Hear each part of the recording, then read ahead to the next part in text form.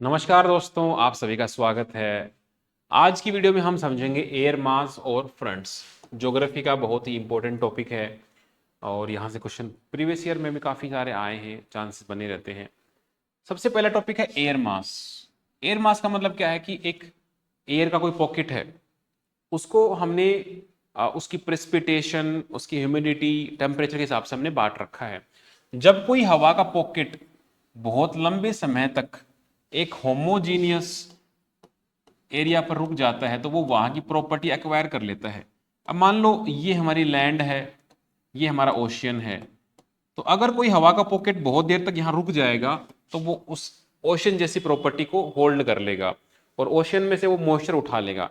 अगर वो लैंड पर रहा तो अगर मान लो लैंड बहुत ठंडी है तो वो भी हवा भी बहुत ठंडी हो जाएगी, और अगर लैंड बहुत गर्म है तो वो हवा भी बहुत ज़्यादा गर्म हो जाएगी।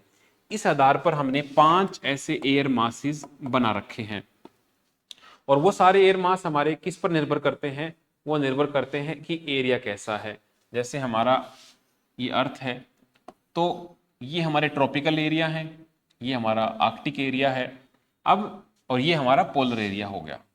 तो अब 5 किस आधार पर बना दिए? अगर वो चीज, वो एयर मास इस एरिया में है तो हम उसको बोल देंगे ट्रॉपिकल और उसको हम टी से सिंबलाइज कर देंगे।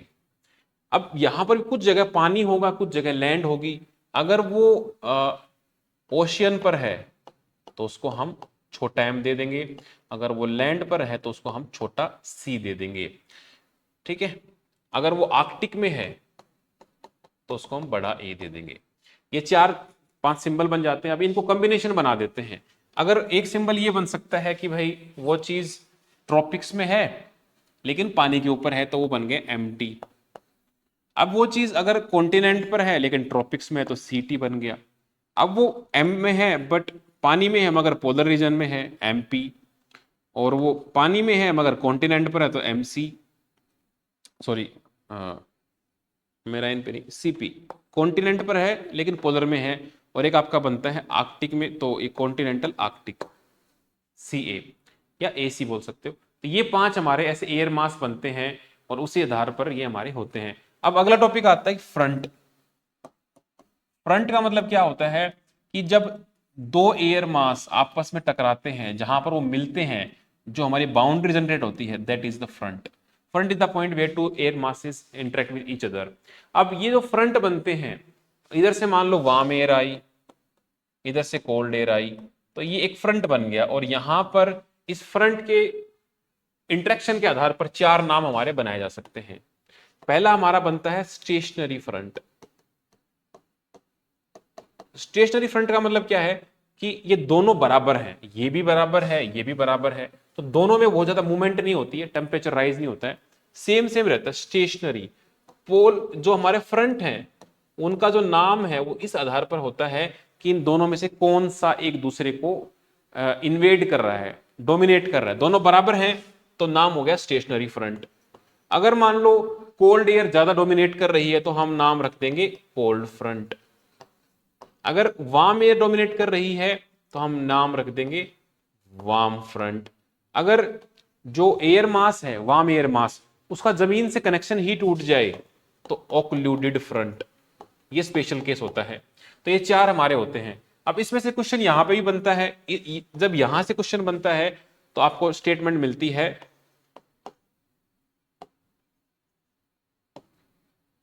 आपको लिखा हुआ मिलेगा the connection, the contact is cut off from the ground. ये जो बनते हैं, अब इसमें से क्वेश्चन बनता है कि हैवी रेनफॉल कहां होगी इन दोनों में से। इन दोनों में से हैवी रेनफॉल कहां होगी? हैवी रेनफॉल वहां होगी जहां गर्म हवा ऊपर जाएगी। अगर मान लो मैं बात करूं कि कोल्ड फ्रंट की, कोल्ड फ्रंट में मान लो कोल्ड एयर मास बड़ी है, वार्म एयर मास छोटी है, तो ये छोटी हवा को बहुत तेजी से ऊपर फेंकेगा और बहुत तेजी से ऊपर जाएगी तो ऊपर जाकर एकदम से कंडेंस होगी, कंडेंस होगी तो बहुत तेजी से बारिश आएगी। तो जो कोल्ड फ्रंट होता है वो हैवी रेनफॉल लेके आता है।